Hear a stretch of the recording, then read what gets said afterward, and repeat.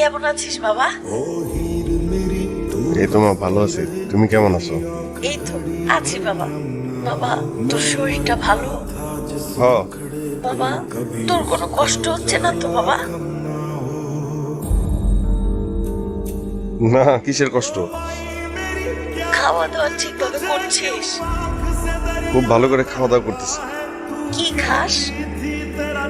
এই যে এখানে তো এই যে বাংলা রেস্টুরেন্ট আছে না, বাংলা রেস্টুরেন্টে বাংলা খাবার খাই। আমার মনে হচ্ছে তোর খুব কষ্ট হচ্ছে। তোর গলা শুনে আমার মনে হচ্ছে। না, কোনো কষ্ট নাই। তুই আমাদের কথা কোনো চিন্তা করিস না, আমরা ঠিক আছি। তোর মোবাইলে অনেক টাকা উঠবে বাবা।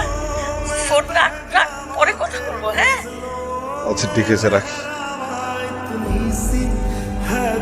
আমার সাথে আবারও মিথ্যে কথা বলা, আমি ছেলে হয়ে আমার কষ্টটা লুকালাম। আমার মতো মনে হয় প্রায় প্রত্যেকটা প্রবাসী এইভাবে নিজের কষ্ট, নিজের কান্না লুকানোর চেষ্টা করে। মার সাথে অনেক কিছু লুকিয়ে মিথ্যা বলে নিজেই হয়তো বা একাকী কাঁদে, প্রতিনিয়ত মাকে ভাবে, দেশে থাকা আপনজনদেরকে ভাবে।